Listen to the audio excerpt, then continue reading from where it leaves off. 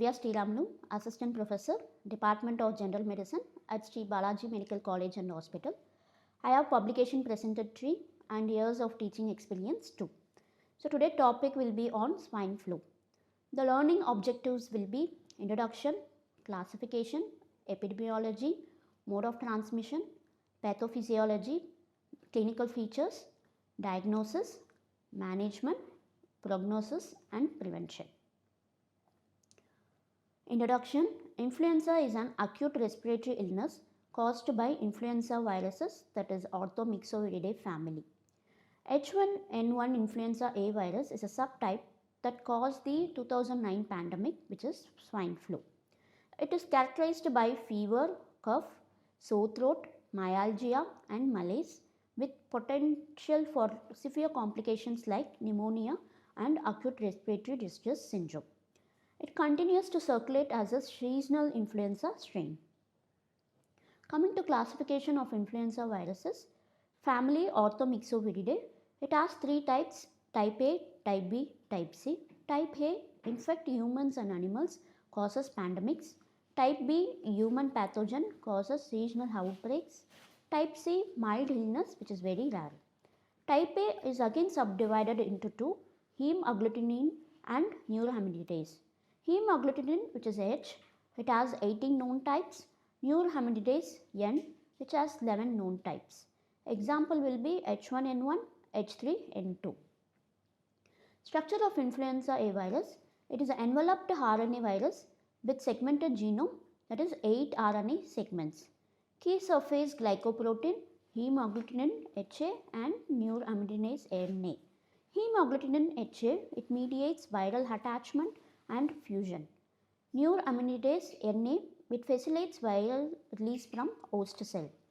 M2 ion channel involved in uncoating, antigenic variability due to frequent mutation. Genetic basis of H1N1.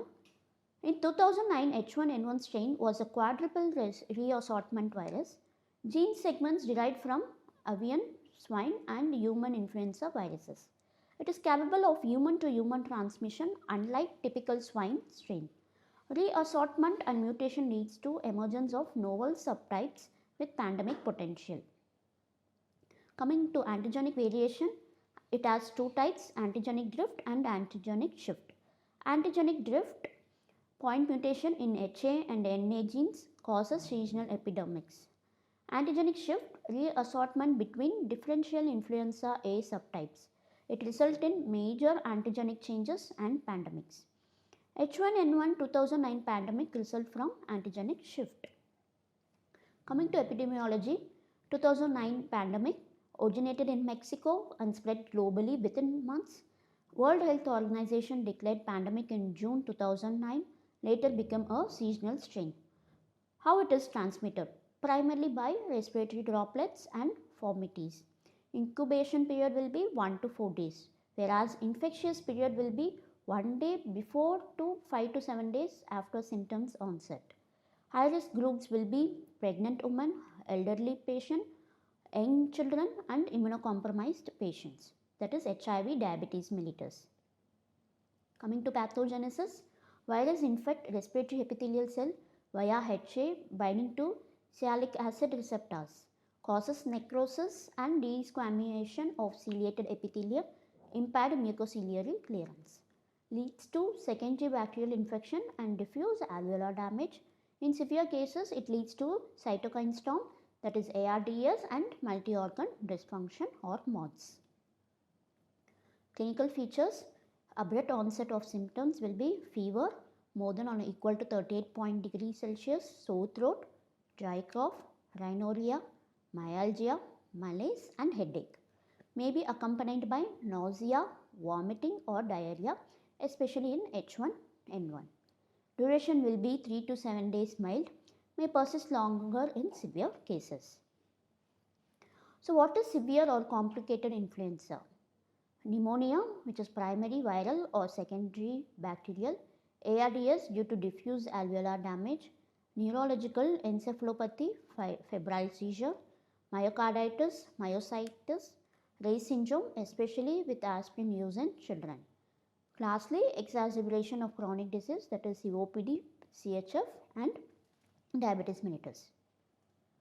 Risk factors for severe disease will be age less than 5 years or more than 65 years, pregnant or postpartum women, chronic pulmonary, cardiac, renal or hepatic disease, diabetes mellitus, immunosuppressive, that is HIV, malignancy, corticosteroid therapy and obesity, BMI more than 40.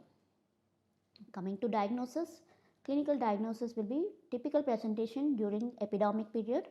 Laboratory confirmations will be RT-PCR, which is a gold standard, that is via nasopharyngeal swab, rapid antigen detection test, which is low sensitivity, useful for screening, viral culture, which is confirmatory, used for surveillance. Meteorological findings will be normal or low WBC related to lymphopenia, mildly elevated C-reactive protein and LDH. So radiological findings will be chest X-ray shows bilateral patchy infiltrates or consolidations, ground glass opacity in viral pneumonia. CT chest, it shows diffuse alveolar damage pattern in severe cases. ARDS pattern may be seen in fulminant disease.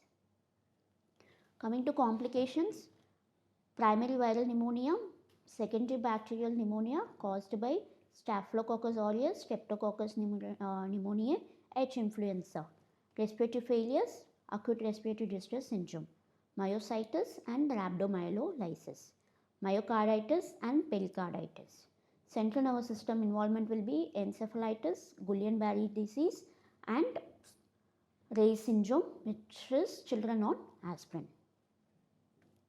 Management will be isolation and supportive care. Symptomatic treatment contains antipyretics, that is paracetamol, hydration, oxygen supplementation in only severe cases, that is when patient is hypoxic. Coming to very important antiviral therapy, the drugs, mechanism and dose we are going to discuss here. There are 4 drugs. First drugs will be oseltamivir, mechanism neuraminidase inhibitor, dose 75 mg BD for 5 days, started within 48 hours of onset. Next drugs will be zanamivir, mechanism of action will be inhaled NA inhibitor, dose 10 mg BD for 5 days, avoided in asthmatic patients. Third drug will be peramivir, 4 NA inhibitors, its mechanism, dose will be 600 mg IV single dose for severe cases. Lastly will be baloxavir, which is a cap dependent endonuclease inhibitor, its mechanism, dose single dose and effective for resistant strains. So what are all the supportive measures? Adequate rest and fluid intake, oxygen therapy for hypoxemic patient, mechanical ventilation for acute respiratory distress syndrome, empirical antibiotics if bacterial pneumonia is suspected, corticosteroids non-routinely recommended because it may delay viral clearance. So prevention, vaccination, annual trivalent or quadrivalent influenza vaccine. It includes H1N1, H3N2 and B strains. Chemoprophylaxis, oseltamivir 75 mg once daily for 7 to 10 days post exposure. Public health measures, hand hygiene, cough, equity, mask use, isolation of symptomatic individuals. Prognosis, uncomplicated cases usually recover within 7 to 10 days. Severe cases may progress to respiratory failure or death. Mortality rate is 0.01 to 0.5%, higher in high-risk groups. Early antiviral therapy improves outcome significantly. So students, we have come to the end of today's class. I will see you soon. Thank you.